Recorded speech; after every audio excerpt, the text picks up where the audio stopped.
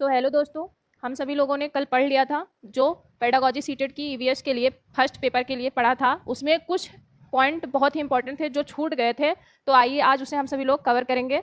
तो देख लेते हैं। कल हम लोगों ने पढ़ा था 5E। कल हम लोगों ने 5E तक पढ़ लिया था। 5E आप सभी लोग मेरे साथ साथ फटाफट रिवाइज करिए। चलिए फटाफट देख लेते हैं। 5E इसको दिया था रोजर बिन्नी ने दिया था। सबसे पहले था इंगेज, इंगेज। उसके बाद सेकंड नंबर पे था एक्सप्लोर। उसके बाद थर्ड नंबर पे था एक्सप्लेन। उसके बाद फोर्थ नंबर पे था इलेबोरेट था। फोर नंबर पे था इलेबोरेट। उसके बाद 5 नंबर पे इवेलुएट। फटाफट आप सभी लोग मेरे साथ रिवाइज करेंगे। सबसे पहले इंगेज था संलग्न होना, टीचर को बच्चे के साथ इंगेज होना या फिर संलग्न होना था। उसके बाद एक्सप्लोर था खोजना या फिर अन्वेषण करना या फिर ढूंढना, टीचर ऐसे सिचुएशन पैदा करे या फिर ऐसे बच्चे के लिए ऐसे कोई एग्जाम्पल या फिर ऐसे कोई क्वेश्चन पेपर या फिर कुछ भी एनी चीज एनी टास्क बच्चे को दे जिससे बच्चा उसमें अन्वेषण यानी खोज करे। उसके बाद एक्सप्लेन, टीचर को बच्चे को एक्सप्लेन करना चाहिए उसके बारे में। उसके बाद इलेबोरेट, उसके बाद बच्चा अपने सहपाठी होते हैं, जो ग्रुप के लोग होते हैं, उनको बच्चा खुद से विस्तार करके समझा सके। बच्चे के अंदर इतनी समझ इतनी क्षमता होनी चाहिए। उसके बाद इवेलुएट, लास्ट में मूल्यांकन। तो फटाफट सभी लोगों ने मेरे साथ रिवाइज कर लिया होगा। इंगेज, एक्सप्लोर, एक्सप्लेन, इलेबोरेट, उसके बाद इवेलुएट। ये बहुत ही इंपॉर्टेंट है, मोस्ट इंपॉर्टेंट है। इसमें इस टाइप के पेपर में क्वेश्चन आ जाता है। जैसे कि अभी जो पेपर हुआ था जनवरी में, उस टाइम में ईवीएस में एक दिया था। जैसे मैं उस पेपर को लाऊंगी आप सभी के बीच ये खत्म होने के बाद। जैसे कि उसमें दे दिया था कि प्याज के खनन के लिए सबसे पहले क्या करते हैं। तो मतलब जैसे कि जो चीज़ें थी वो क्रम वाइज थी, वो मुझे याद नहीं आ रही है। मैं जब ये खत्म हो जाएगा सेशन, उसके बाद जब हम लोग प्रैक्टिस सेशन करेंगे तो उसमें मैं उस प्रश्न को जरूर शामिल करने की कोशिश करूंगी। तो आइए इसके बाद नेक्स्ट पे चलते हैं। नेक्स्ट पे देख लेते हैं। इसके बाद आ जाता है टी पैक। मोस्ट इंपॉर्टेंट है, ये ध्यान रखिएगा। इसका फुल फॉर्म भी पूछ सकता है। टी पैक क्या होता है? तो देख लेते हैं। टी पैक होता है, जो इसका फुल फॉर्म होता है टेक्नोलॉजी। टी से हो गया टेक्नोलॉजिकल होगा। टेक्नोलॉजिकल हो जाएगा। टेक्नोलॉजिकल,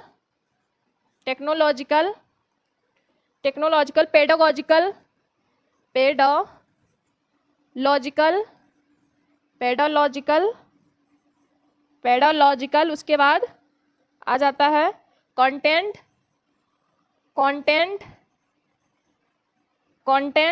उसके बाद कंटेंट के बाद है नॉलेज।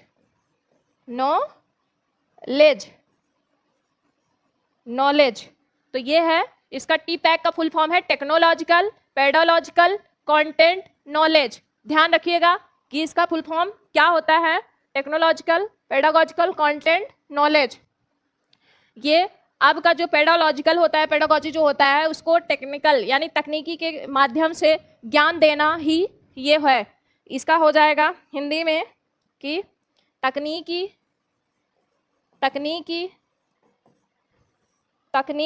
उसके बाद ये तकनीकी शिक्षण शास्त्र,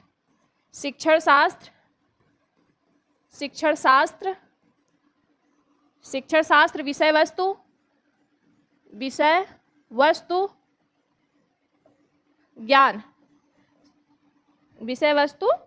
ज्ञान।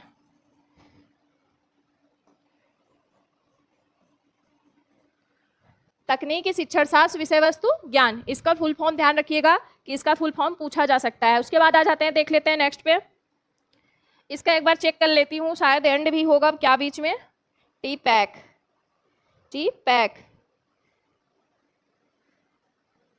हाँ, यहाँ पे पेडागॉजिकल एंड, यहाँ पे हो जाएगा एंड, या फिर इसे आप पेडागॉजिकल भी कह सकते हैं या पेडागॉजी भी होगा तब भी ये गलत नहीं होगा। ध्यान रखिएगा आप सभी लोग, पेडागॉजी भी होगा तब भी इसे गलत नहीं मानेंगे। अगर पेपर में जैसे पूछ लेता है तो यहाँ पे अगर पेडागॉजिकल आ गया या फिर पेडागॉजी आ गया तब पर भी ये दोनों एक ही चीज है। और यहाँ पे हो जाएगा एंड कंटेंट नॉलेज। ध्यान रखिएगा आप सभी लोग। बाकी चलिए नेक्स्ट देख लेते हैं। नेक्स्ट पे आ जाता है, देख लेते हैं हम लोग फटाफट कि इसके बाद अधिगम हेतु नवा, अधिगम में नवाचार। सबसे पहले देख लेते हैं कि अधिगम में क्या क्या नई तकनीकी या फिर क्या क्या नया करके हम सभी लोग बच्चों को बहुत अच्छा से अच्छा सिखा सकते हैं। मतलब टीचर का क्या वो होता है, दायित्व होता है, या फिर अधिगम में क्या ऐसी चीजें जोड़े, क्या क्या करे कि बच्चा नए तरीके से सीख सके, और अधिगम में क्या क्या चीजें नवाचार की तरफ बढ़ावा देती है, आइए देख लेते हैं। सबसे पहले आ जाता है कि अधिगम कर्ता सक्रिय हो, अधिगम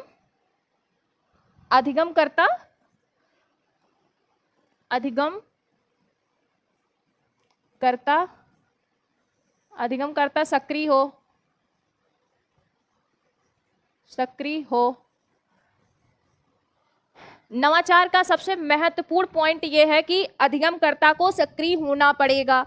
अधिगमकर्ता अगर सक्रिय नहीं है तो बहुत अच्छा रिस्पांस टीचिंग लर्निंग में नहीं मिल सकता है। तो अधिगमकर्ता को सबसे पहला नंबर सक्रिय होना चाहिए। अधिगमकर्ता सक्रिय रहेगा तभी बाकी के लोग भी सक्रिय रहेंगे और टीचिंग को बेहतरीन बनाया जा सकता है, अधिगमकर्ता अगर सक्रिय है तो। उसके बाद आ जाते हैं, देख लेते हैं कि अधिगमकर्ता हो गया। उसके बाद देख लेते हैं कि सेकंड नंबर पे देख लेते हैं कि सहपाठी अधिगम हो, सहपाठी अधिगम हो। ये भी एक बहुत ही इंपॉर्टेंट है कि सहपाठी अधिगम हो। ग्रुप में रह करके बच्चे को स्टडी कराना चाहिए। ग्रुप में रह करके स्टडी करने का बहुत ही ये सुनहरा, बहुत ही अच्छा माना जाता है।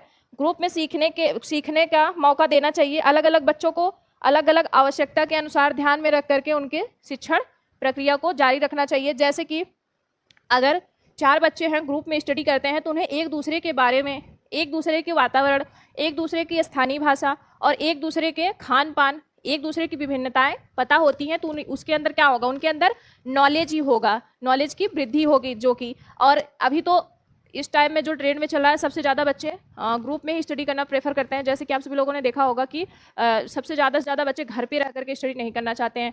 उनको पता तो चलता है जब वो बाहर निकलते हैं, जैसे कि लाइब्रेरी वगैरह बच्चे ज्वाइन कर लेते हैं, किस लिए करते हैं, वहाँ पर वो बहुत अच्छे से स्टडी कर पाते हैं।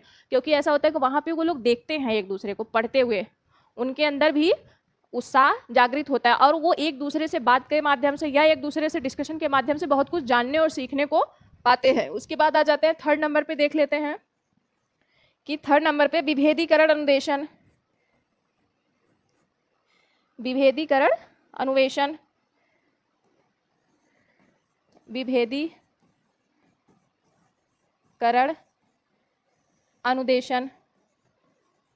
अनुदेशन,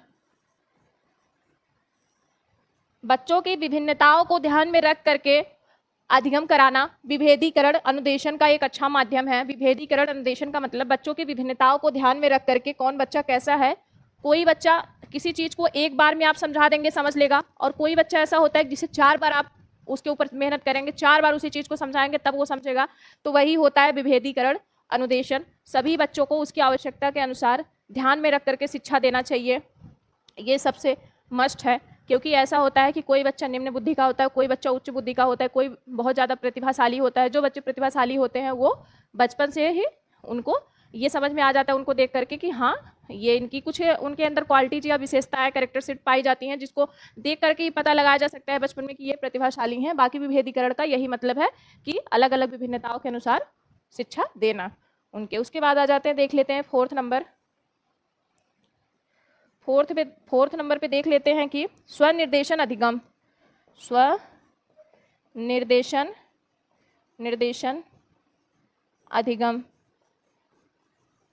अधिगम।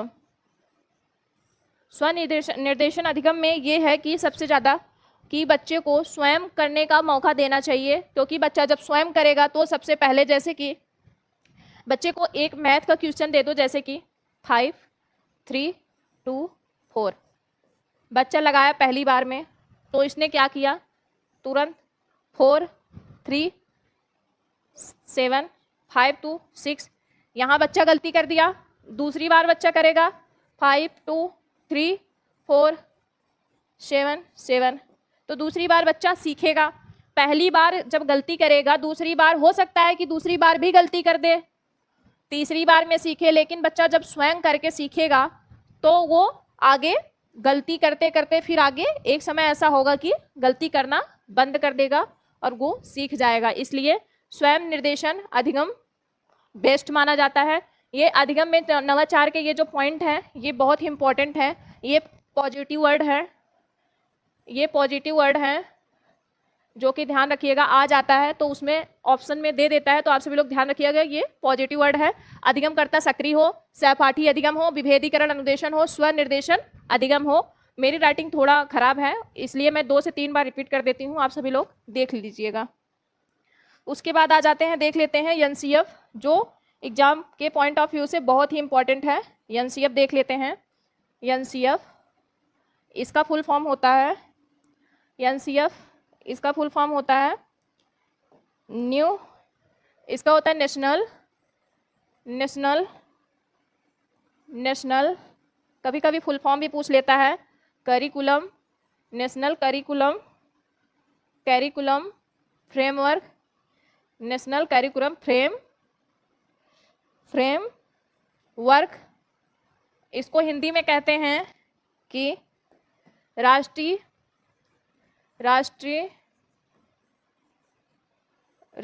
पाठचर्या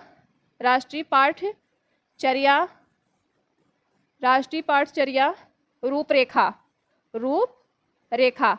इसकी हिंदी और इंग्लिश दोनों याद रखिएगा, ध्यान दीजिएगा जो नए बच्चे हैं, कि एनसीएफ का फुल फॉर्म होता है नेशनल कैरिकुलम फ्रेमवर्क और इसकी हिंदी होती है राष्ट्रीय पाठचर्या रूपरेखा। अब देख लेते हैं कि एनसीएफ कब कब आया है। तो सबसे पहले एनसीएफ आया है एनसीएफ सबसे पहले आया है, पहला एनसीएफ आया है 1975 में, पहला एनसीएफ आया है 1975 में। उसके बाद आता है एनसीएफ 1988 में दूसरा, उसके बाद आता है एनसीएफ 2000। ये तीनों हमारे लिए इतना इम्पोर्टेंट नहीं है जितना कि इसके बाद वाला जो आया है। याद रखिएगा कि जो एनईपी आता है, एनईपी जो भी जब लॉन्च होती है एनईपी, उसके जस्ट बाद ये एनसीएफ आता है। इसलिए आता है क्योंकि एनईपी जब आती है इसमें जो भी चीज़ें दिया होता है, जो भी बदलाव, जो भी चेंजेस होते हैं, उसे एनसीएफ के माध्यम से टीचरों को लागू करने के लिए कहा जाता है। ये समझ लीजिए कि इसमें जान डालता है एनसीएफ, ये है इसका काम। तो इसके बाद पहले तो आ गया 1975 में, 1988 में, 2000 में। ये भी पूछ देता है कि एनसीएफ अब तक कितनी बार आया है, 3 बार। उसके बाद एक आया चौथा जो हमारे लिए बहुत ही इंपॉर्टेंट हो जाता है, हम इसके बारे में पढ़ेंगे, एनसीएफ 2005। ये इंपॉर्टेंट है, यहीं से क्वेश्चन बनता है। तो कभी कभी पूछ लेता है और ऑप्शन में दे देता है छांटने के लिए, तो ध्यान रखिएगा सबसे पहले 1975 में आया, 1988 में, 2000 में, 2005 में, ठीक। और जब दे देता है कि कितनी बार आया तो 4 बार। अभी जो एनईपी 2020 आई है, इसके बाद अगर एनसीएफ आ जाएगा या एनसीएफ लागू हो जाता है तो ये 5वीं बार हो जाएगा। लेकिन अब तक की एनसीएफ, अभी तक हम लोग इसी 2005 वाले एनसीएफ को पढ़ रहे हैं, तो ये ध्यान दीजिएगा और देख लीजिए, इसे नोट डाउन कर लीजिए। उसके बाद हम लोग आगे देखेंगे, आगे आ जाते देख लेते हैं कि एनसीएफ जो एनसीएफ 2005 है, ये एनसीएफ 2005, एनसीएफ जो 2000 था, 2000 एनसीएफ 2000 जो था, इसी के पैटर्न को फॉलो करते हुए एनसीएफ 2005 कार्य करता है। जैसे कि एनसीएफ जो 2000 था, इसमें एक मोस्ट इंपॉर्टेंट बात कही गई थी, जो कि कही गई थी कि ईवीएस के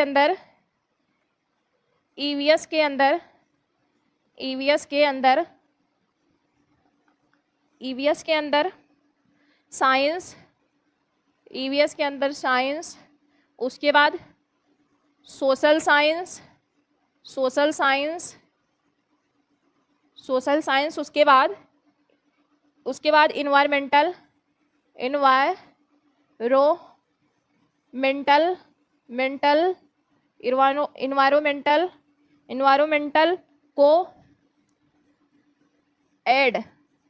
को जोड़ कर यानी ऐड करेंगे तो हम उसे दे देंगे। इन तीनों को ऐड करके हम ईवीएस पढ़ाएंगे। ईवीएस के अंदर इन तीनों को 2000 एनसीएफ 2000 में कहा गया था कि साइंस, सोशल साइंस, इन्वायरमेंट को जोड़ करके हम ईवीएस की संज्ञा दे देंगे। जो कि पहले प्राइमरी में जो बच्चे पढ़े होंगे, जो थोड़े पुराने स्टूडेंट होंगे, उनको पता होगा पहले इन सब की अलग से बुकें नहीं आती थी, इन्हीं सब में इसको कवर किया जाता था। उसके बाद जब एनसीएफ 2005 आया, वो इसी पैटर्न को, जो एनसीएफ 2000 है, इसी पैटर्न को फॉलो करते हुए, एनसीएफ 2005 इसी पैटर्न को फॉलो करते हुए, इसी पैटर्न को लागू करता है। जो 2000 का था, इसी पैटर्न को एनसीएफ 2005 लागू करता है। और ये कहता है, आइए देख लेते हैं कि ये क्या कहता है। ये कहता है एनसीएफ 2005 कि class first and class second, जो क्लास फर्स्ट और क्लास सेकंड के बच्चे हैं, वो लैंग्वेज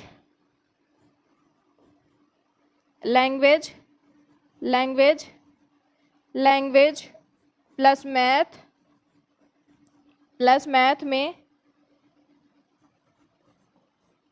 ईवीएस के मुद्दे की लैंग्वेज जो है भाषा, और मैथ में ईवीएस के मुद्दे की चर्चा की गई। ध्यान रखिएगा कि पूछ लेते हैं कि क्या बोलते हैं कि इसमें क्या ऐसे पूछ लेते हैं कि जो है क्लास फर्स्ट और क्लास सेकंड, जो क्लास फर्स्ट और क्लास सेकंड है एनसीएफ 2005 के अकॉर्डिंग, क्लास फर्स्ट और क्लास सेकंड में एनसीएफ 2005 के अकॉर्डिंग ये जो मैथ है, ये जो ईवीएस है, इसको किसके अंतर्गत पढ़ाया जाता था। ऐसे पेपर में आ जाता है क्वेश्चन, तो ध्यान रखिएगा कि ये मैथ और लैंग्वेज में तो पता ही है, हिंदी, इंग्लिश, ये सब लैंग्वेज के अंतर्गत आता है। जैसे कि ध्यान दिए होंगे, जो छोटे बच्चों के क्लास फर्स्ट और क्लास सेकंड के बच्चों का बुक होता है मैथ या फिर लैंग्वेज का, उसमें ध्यान दिए होंगे कि इस तरह से क्वेश्चन पुटअप होता है, या इस तरह से उसमें कहानियों के माध्यम से क्वेश्चन दिया होता है कि जिसमें मैथ में ही ईवीएस को भी कवर करता है और लैंग्वेज में भी ईवीएस को ही कवर करता है। जैसे कि ऐसा नहीं होता कि पढ़ने से आपको घर का, परिवार का, वातावरण का और जो भी इन्वायरमेंटल में चीज़ें हो रही हैं उसी से कनेक्ट करके वो उसका पैटर्न बनाया जाता है। ध्यान रखिएगा। उसके बाद देख लेते हैं नेक्स्ट पे, बाकी देख लीजिए आप सभी लोग। उसके बाद देख लेते हैं नेक्स्ट पे, अभी जो जनवरी में पेपर हुआ है 2024 का, अभी जो पिछला पेपर हुआ है ये जुलाई छोड़ करके जनवरी में, उसमें ये पूछा गया था, ये वाला क्वेश्चन पूछा गया था कि इसको ईवीएस को किन किन चीज़ों में जोड़ा जाता है। और एक और आ जाता है क्वेश्चन, पूछ लेता है कि ऐसा क्यों होता है कि टीचर, हाँ ऐसे पूछ लिया था कि वो जो टाइम टेबल होता है कि टीचर क्लास में पढ़ाते हैं टाइम टेबल के अकॉर्डिंग, तो वो पूछ रहा था कि ऐसा क्यों होता है कि जो मैथ होता है वो फर्स्ट वाले, जो जब पीरियड फर्स्ट होता है क्लास का, तो उसमें क्यों नहीं पढ़ाया जाता है। तो उसके भी वो होते हैं, एक पैटर्न होता है, तो उसके अकॉर्डिंग मैं उस क्वेश्चन को बता दूंगी आप सभी लोगों को। उसके बाद देख लेते हैं कि क्लास फर्स्ट और सेकंड का हो गया। उसके बाद क्लास थर्ड और क्लास फिफ्थ, क्लास थर्ड और क्लास फिफ्थ का देख लेते हैं। ये है एनसीएफ 2005, ध्यान रखिएगा। क्लास थर्ड और क्लास फिफ्थ का, यानी क्लास 3 और कक्षा 3 और कक्षा 5 में किस चीज़ को कैसे ऐड करके किसमें ईवीएस पढ़ाया जाता है, उस बारे में हम लोग देख लेते हैं। सबसे पहले आ जाता है कि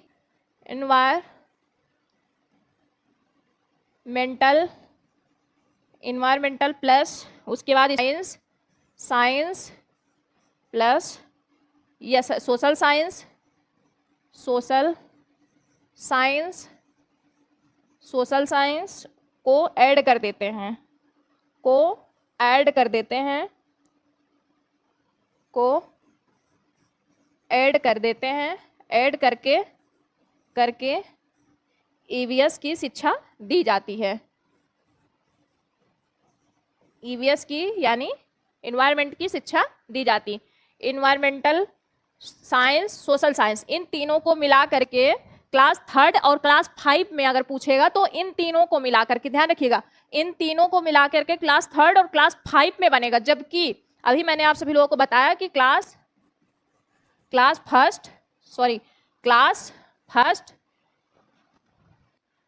फर्स्ट और क्लास सेकंड के जो बच्चे होते हैं उनमें क्या था, उनमें ये था कि लैंग्वेज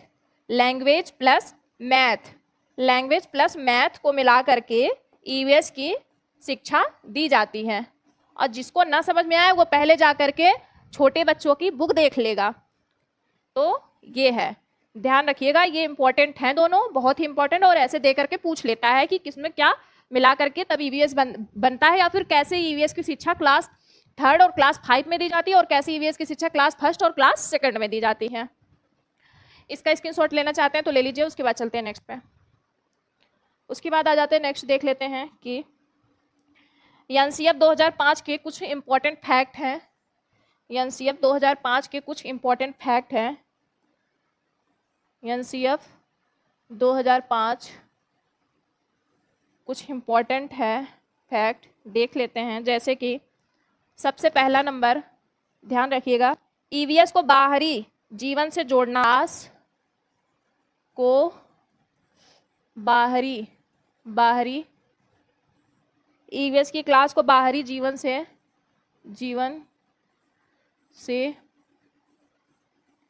जोड़कर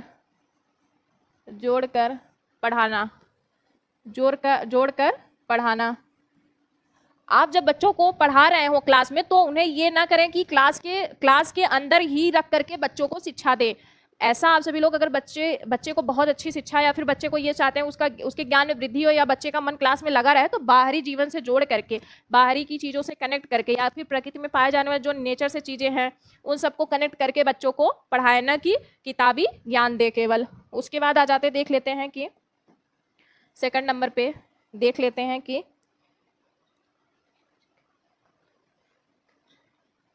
घर, स्कूल व समुदाय के बीच गैप को कम करना। घर, स्कूल व समुदाय के बीच गैप को कम नहीं करना है। घर, स्कूल व समुदाय के बीच गैप को कम करना होगा। घर, स्कूल व समुदाय के बीच के गैप को कम करना। जो घर से, स्कूल से और समुदाय के बीच के गैप को कम करके बच्चों को एक अच्छी शिक्षा दी जा सकती है। ये एनसीएफ 2005 में कहा गया है। उसके बाद आ जाते, देख लेते हैं नेक्स्ट पे देख लेते हैं कि रट्टा मारने को हटाना। रट्टा मारने को हटाना। बच्चे को रट्टा नहीं मरवाना है। पहले क्या होता था कि बच्चे को रट्टा मरवाया जाता था, और पहले में और अब में बहुत ज़्यादा चेंजेस आ चुके हैं। इतनी ज़्यादा टेक्नोलॉजी, इतने ज़्यादा नए तरीके से। उसके बाद एनईपी 2020 में तो बिल्कुल इसको कम किया गया है। 360 डिग्री को ध्यान में रख करके बच्चों को शिक्षा दी जाएगी। बच्चों के ज्ञान, भाव, संज्ञान सबको ध्यान में रख करके बच्चों को 360 डिग्री की शिक्षा देने की बात एनईपी 2020 में कही गई है। तो बच्चों को रट्टा नहीं मरवाना है। एक दूसरे चीज़ों से कनेक्ट करके, स्कूल के यानी क्लास के बाहर से बच्चों को जोड़ करके, या फिर ट्रिप करके, भ्रमण करवा करके, कुछ भी करके बच्चों को उनके ज्ञान में वृद्धि करना है, जैसे कि उनके ज्ञान में वृद्धि हो और उनका ज्ञान अधिक समय तक अस्थायी रूप से बना रहे, न कि रट्टा मरवाना है। एनसीएफ 2005 इस चीज को बिल्कुल मना करता है कि बच्चों को रट्टा नहीं मरवाना है। और अगर यदि पेपर में आ जाता है तो सबसे पहला नंबर इसे आप सभी लोग काटिएगा कि एनसीएफ इसे बिल्कुल नकारता है कि बच्चों को रट्टा नहीं मरवाना है। उन्हें कौशल के माध्यम से, टीएलएम के माध्यम से, टेक्नोलॉजी के माध्यम से, अलग अलग इतने सारे तरीके हैं, उनको पढ़ाना है, न कि रट्टा मरवाना है। उसके बाद आ जाते हैं, देख लेते हैं कि उसके बाद देख लेते हैं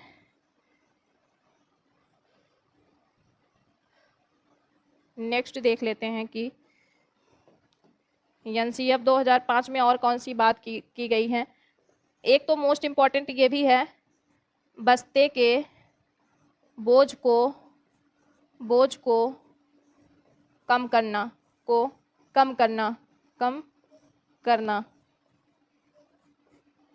एनसीएफ इसके भी खिलाफ है। एक ये भी पॉजिटिव वर्ड है, एनसीएफ इसके भी खिलाफ है, बस्ते के बोझ को कम करना। ये उस एनसीएफ ये नहीं कहता है कि बच्चों से बस केवल बस्ते भरवा करके स्कूल के लिए करवा, मतलब स्कूल बुलवाओ और बच्चा बस बस्ते ढोने भर का हो जाए। ये बस्ते के बोझ को कम करने की बात करता है और ये बस्ते के खिलाफ है। एनसीएफ कहता है कि बच्चों को उतनी ही शिक्षा दी जाए जितने में उनका कौशल और उनको अच्छे से शिक्षा प्राप्त हो सके, ना कि उन्हें बस्ते का भार उनके ऊपर लादा जाए। ये एनसीएफ 2005 इस बात के बिल्कुल खिलाफ होता है। और यही चीज़ है कि आप सभी लोग देखे होंगे प्राइवेट के जितने भी स्कूल या कॉलेज चल रहे हैं वो यही काम कर रहे हैं। जितना तो सरकारी बच्चे का बस्ते का बोझ नहीं होता है, उससे कहीं ज़्यादा प्राइवेट वाले जो हैं उनके बच्चों के बस्ते का बोझ होता है, जबकि एनसीएफ इसके खिलाफ है। जितना बड़ा बच्चा नहीं होगा उससे कहीं ज़्यादा, दोगुना तिगुना तो वो बस्ते का बोझ ढो करके ही स्कूल लेके आने जाने में ही थक जाता है। उसके बाद आ जाते हैं, देख लेते हैं नेक्स्ट देख लेते हैं कि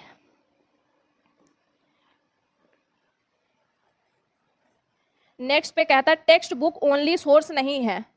जो टेक्स्ट बुक है, टेक्स्ट बुक ओनली सोर्स नहीं है, सोर्स नहीं है। ये एनसीएफ बोलता है कि टेक्स्ट बुक ओनली सोर्स नहीं है, टेक्स्ट बुक ओनली सोर्स नहीं है, नहीं है, नहीं है, वन ऑफ द सोर्स है, वन ऑफ द सोर्स है, वन ऑफ द सोर्स है। टेक्स्ट बुक ओनली सोर्स नहीं है, वन ऑफ द सोर्स है, एकमात्र साधन नहीं। जो टेक्स्ट बुक है ये एकमात्र साधन नहीं है, मात्र एक साधन है, एकमात्र साधन नहीं है, मात्र एक साधन है। टेक्स्ट बुक कहाँ का एकमात्र साधन है?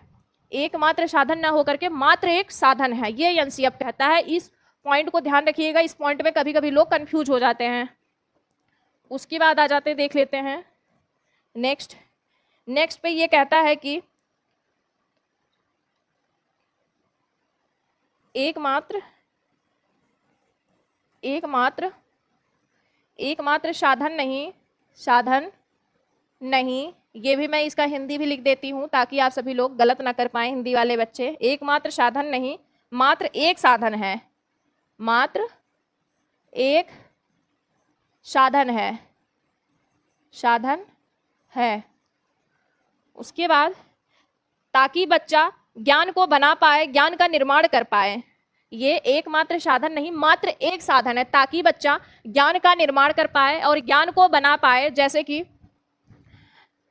ये जो है टेक्स्ट बुक, इसी के अंतर्गत बस बच्चे को मत रखो, इसी के द्वारा बस बच्चे को मत पढ़ाओ, बच्चे को ट्रिप करवाओ, भ्रमण करवाओ, खेल से सिखाओ। बहुत सारे ऐसे तकनीकी, बहुत सारे ऐसे साधन, बहुत सारे ऐसे नवाचार है जिसके माध्यम से आप बच्चों को बेहतरीन से बेहतरीन शिक्षा दे सकते हैं, न कि आप बच्चे को टेक्स्ट बुक तक और क्लासरूम तक रखिए। उसके बाद देख लेते हैं कि नेक्स्ट पे देख लेते हैं कि बच्चा अपने पर्यावरण को एकीकृत रूप में देखेगा।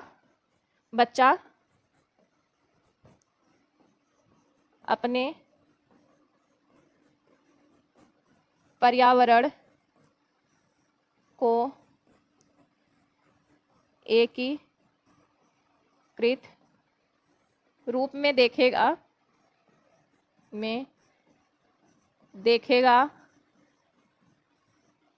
एकीकृत रूप में देखेगा। जैसे कि अभी मैंने बताया आप सभी लोगों को कि science plus SST plus environmental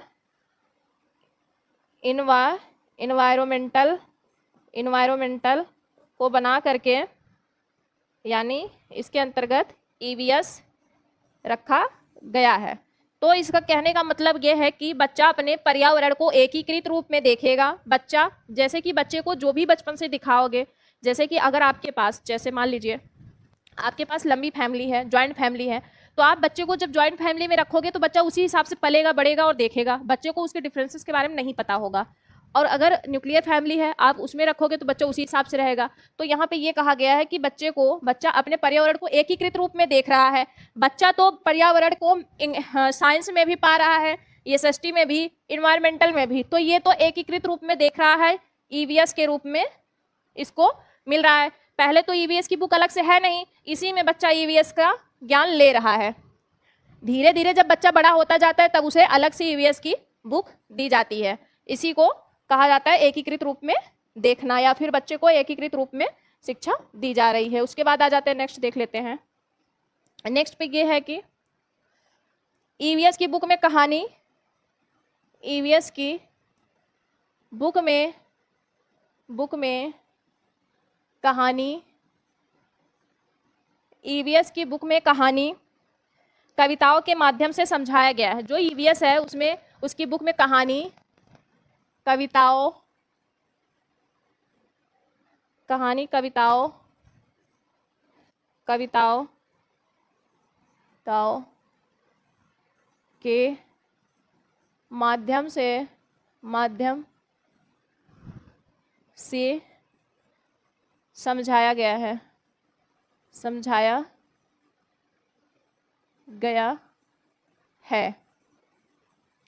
है। जो EVS की बुक है उसमें कहानी और कविताओं के माध्यम से बच्चों को EVS के बारे में समझाया गया है। उसे अलग से थोड़ी ना कोई ज्ञान दिया जा रहा है, उसी में ऐसी ऐसी कहानियां बना दी जाती है या फिर ऐसी ऐसी कविताएं बना दी जाती है जिसके माध्यम से बच्चे को एंजॉय भी मिल रहा है, बच्चा आनंद भी कर रहा है और बच्चा सीख भी रहा है कि हमें क्या करना चाहिए, क्या नहीं करना चाहिए।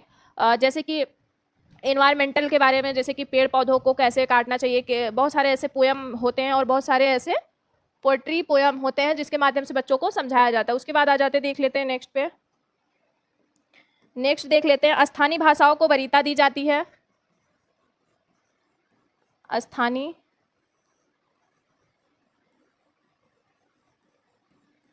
भाषाओं को वरीयता दी जानी चाहिए, दी जानी चाहिए। एनसीएफ 2005 कहता है कि जो स्थानीय भाषाएं हैं उन भाषाओं को वरीयता दी जानी चाहिए। स्थानीय भाषाओं को वरीयता दी जानी चाहिए क्योंकि ऐसा होता है अक्सर कि जो बच्चे होते हैं शहर में तो बहुत ही कम, लेकिन गांव के जो बच्चे होते हैं वो अलग अलग क्षेत्र या अलग अलग गांव से आते हैं जिनकी स्थानीय भाषा अलग अलग होती है। तो यही कहा गया है कि स्थानीय भाषाओं को वरीयता दी जानी चाहिए। अगर पेपर में आ जाता है और पूछ लेता है तो ध्यान रखिएगा, सबसे पहले स्थानीय भाषाएं जो होंगी वो पॉजिटिव वर्ड है, न कि नेगेटिव वर्ड है। तो हमेशा स्थानीय भाषाओं को वरीयता दी जानी चाहिए, ये पॉजिटिव वर्ड हैं। उसके बाद आ जाते हैं, देख लेते हैं नेक्स्ट पे कि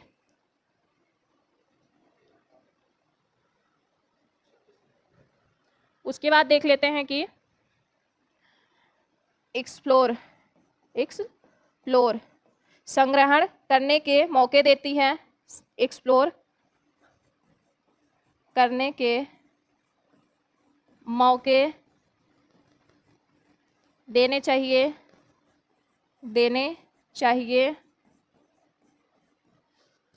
एनसीएफ 2005 कहता है कि एक्सप्लोर करने के मौके देने चाहिए, बच्चों को संग्रहण करने के मौके भी देने चाहिए। जो बच्चे अलग अलग तरीके की चीज होते हैं, जैसे कहा नहीं जाता कि टीचर क्लास में कहता है कि जो तुम्हारे घर पे खराब मटेरियल हो, अनयूज्ड हो, उसके माध्यम से आप टेलम बना करके लेकर के आना। तो ये क्या कहते हैं कि एक्सप्लोर करने के मौके देने चाहिए। बच्चा अलग अलग चीजें कलेक्ट करता है, फिर उससे एक नई चीज का निर्माण करता है, तो बच्चा सीख ही तो रहा है। तो उसके बाद आ जाते हैं, देख लेते हैं नेक्स्ट क्या कहता है, लैंगिक संवेदनशीलता लाती है। ये जो ईवीएस है लैंगिक संवेदनशीलता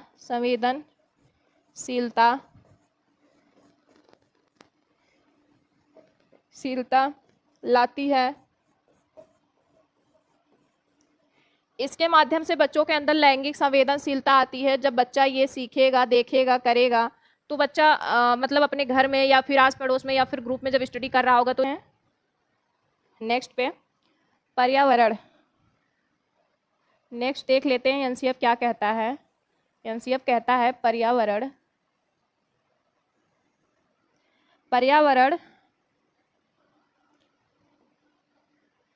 पेड़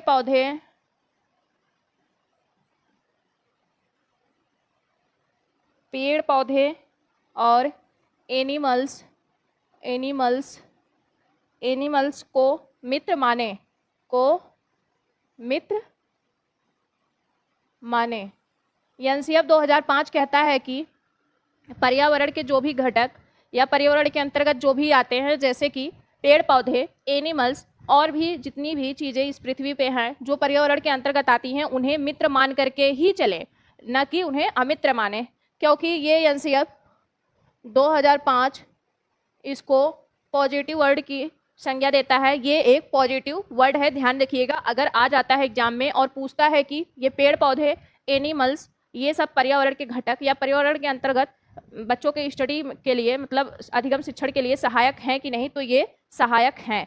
पर्यावरण के ये फैक्ट को पॉजिटिव वर्ड एनसीएफ 2005 मानता है। उसके बाद देख लेते हैं नेक्स्ट पे देख लेते हैं बच्चों के बस्ते के बोझ को कम करना। अभी मैंने पढ़ा दिया है कि बच्चों के बस्ते के बोझ को कम करना, न कि उनके बोझ को बढ़ाना। अभी मैंने पिछली वीडियो में पढ़ाया, जैसा कि एनसीएफ कहता है कि बच्चों के बस्ते के बोझ को कम करना, और जबकि इसके अपोजिट प्राइवेट स्कूल के टीचर्स या फिर प्राइवेट स्कूल के सिलेबस, प्राइवेट स्कूल के रूल्स क्या कर रहे हैं कि बच्चे के बोझ को बढ़ा रहे हैं, उनके वर्डन को बढ़ा रहे हैं। जितना बड़ा तो बच्चा नहीं होता है, देख रहे हैं एलकेजी यूकेजी में, उससे कई ज़्यादा, अपने भार से कई ज़्यादा, या फिर आप कह सकते हैं दोगुना वजन तो उसके बस्ते का रहता है। तो बच्चा बस्ता ढोने में ही थक जाता है, बच्चा पढ़ाई क्या करेगा। जबकि एनसीएफ 2005 कहता है बच्चे को आनंद देते हुए या फिर आनंद के तरीके से पढ़ाएं, न कि बच्चे को बच्चा बोझ समझ करके पढ़ाई करे, बच्चा आनंद लेकर के खेल खेल में पढ़ाई करे। और यहाँ इन्होंने बात की है कि बच्चे के बोझ को, बस्ते के बोझ को कम करना है। उसके बाद आ जाते हैं नेक्स्ट देख लेते हैं कि टाइम टेबल। एनसीएफ 2005 कहता है टाइम टेबल फ्लेक्सिबल यानी लचीला, फ्लेक्सिबल होना चाहिए। एनसीएफ 2005 कहता है कि टाइम टेबल फ्लेक्सिबल यानी लचीला होना चाहिए, टाइम टेबल लचीला होना चाहिए। उसके बाद आ जाते हैं नेक्स्ट देख लेते हैं कि नेक्स्ट क्या कहता है एनसीएफ 2005। एनसीएफ 2005 कहता है कि समूह में चिंतन की बात, समूह में चर्चा करने के मौके दे। बच्चों को समूह में चर्चा करने के मौके दें,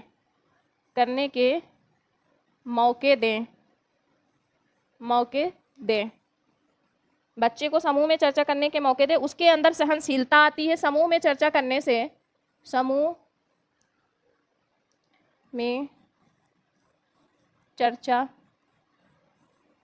करने से उसके अंदर सहनशीलता आती है, उसके अंदर सहनशीलता आती है,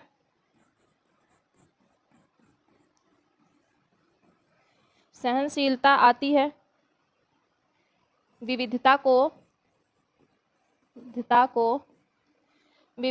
बच्चा एक्सेप्ट कर सकता है, विविधता को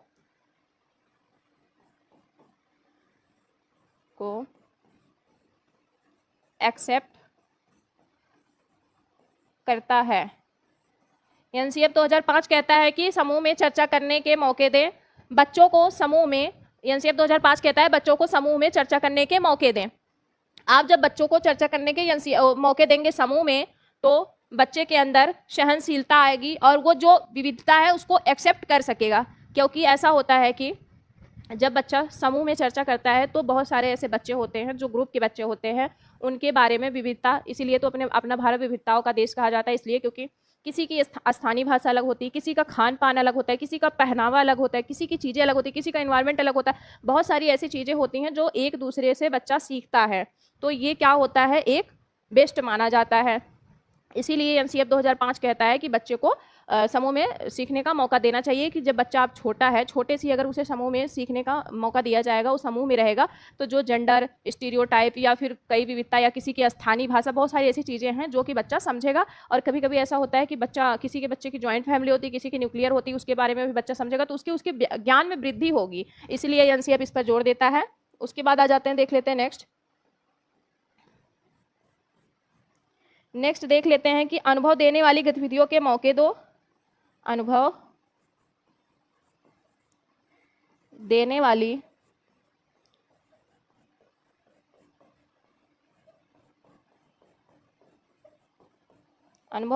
गतिविधियों के मौके दो बच्चों को।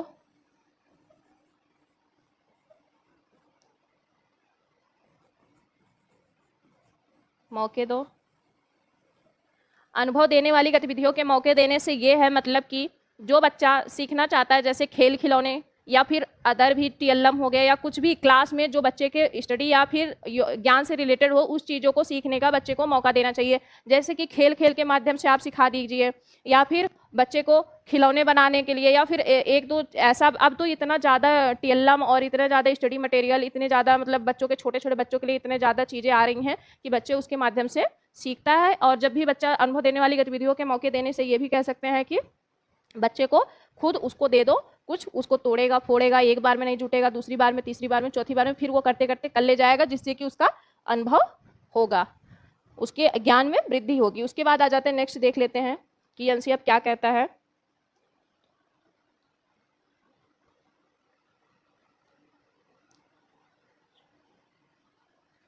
एनसीएफ 2005 कहता है कि बच्चों में वर्गीकरण का कौशल, बच्चों में वर्गीकरण का कौशल विकसित हो।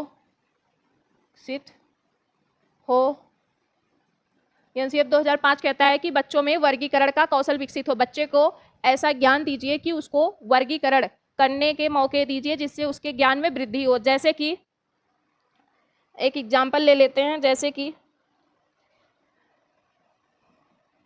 बच्चे शाकाहारी, मांसाहारी एनिमल्स, पशु पक्षी बांट सके कि पशु पक्षी शाकाहारी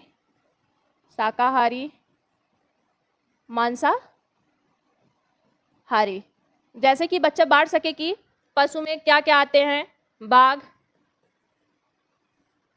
उसके बाद हो गया कुत्ता, पक्षी में हो गया गौरैया, कबूतर, उसके बाद शाकाहारी, मांसाहारी। शाकाहारी में कुछ मनुष्य आ जाते हैं, कुछ नहीं भी आते हैं। उसके बाद मांसाहारी में कुछ आ जाते हैं। तो इस तरह से बच्चे को अंदर कौशल विकसित करना कि जिससे कि बच्चा वर्गीकरण कर सके। अभी सबसे ज़्यादा इस चीज़ पे फोकस एनसीईआरटी के चीज़ों पे कवर किया गया, एनसीईआरटी के बुक में कवर किया गया है। क्लास 2 की एनसीईआरटी में मेरी एक स्टूडेंट है, उसके क्लास 2 की एनसीईआरटी में ये चीज़ है, ये चीज़ उसकी क्लास 2 की एनसीईआरटी के बुक में है, वो भी उसकी इंग्लिश की बुक में है। सोचिए, जब क्लास 1 क्लास 2 से है ये इस चीज़ों का नॉलेज दिया जाएगा बच्चों को, तब तो बच्चे समझ पाएंगे कि वर्गीकरण क्या होता है, हमें बांटना कैसे होता है। और अगर नहीं इसका नॉलेज दिया जाएगा तो बच्चे को तो पता ही नहीं होगा। अभी देख लीजिए गवर्नमेंट स्कूल में किसी ऐसे बच्चों को देख लीजिए कि जिसको इस बारे में शिक्षा नहीं दी जा रही, और वो 8 क्लास में या 7 क्लास में पहुंच गया और उससे पूछ लीजिए तो उसे तो पता ही नहीं होगा मांसाहारी क्या होता है, शाकाहारी क्या होता है। या फिर क्लास 2 में एनसीईआरटी में एक ये भी दिया है इंग्लिश के बुक में कि पक्का घर और कच्चा घर का वर्गीकरण कीजिए, या फिर इसकी विशेषताएं बताइए। तो पक्का घर किस किस चीज़ से मिलकर के बनता है और कच्चा घर किस किस चीज़ से मिलकर के बनता है, पक्का घर की विशेषता क्या है, कच्चा घर की विशेषता क्या है, ये बताइए। क्लास 2 क्लास 1 से जब बच्चों को सिखाया जाएगा तो उनके ज्ञान में वृद्धि होगी। उसके बाद आ जाते हैं, देख लेते हैं नेक्स्ट पे। नेक्स्ट पे देख लेते हैं कि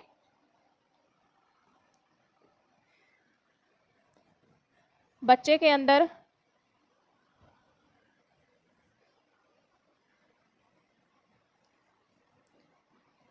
अंदर संग्रहण करने की क्षमता हो,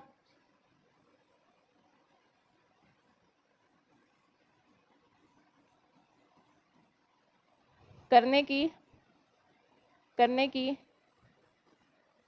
क्षमता या फिर कौशल विकसित करें,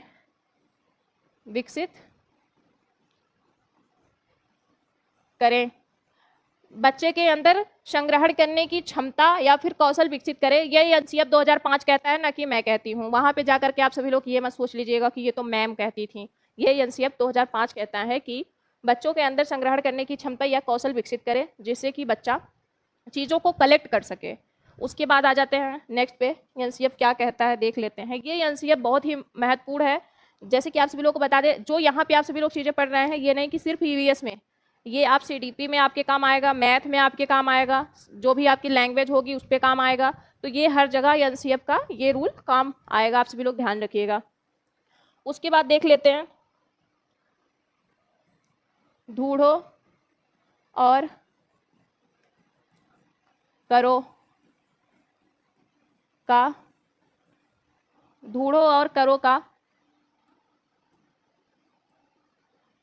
का मौका दें। जैसे कि एनसीईआरटी के स्कूल में बच्चों को बहुत अच्छे बुक्स दिए जाते हैं, जैसे कि वहाँ दिए जाते हैं, और उसमें ऐसा होता है कि यहाँ पे अगर कोई एक चित्र यहाँ पे बना दिए और इस चित्र को कलर कर दिए, मेरा चित्र थोड़ा अच्छा नहीं बन पाएगा, तो इसको अगर वो लोग कलर कर दिए कि इस तरह से कलर कर दिए हैं,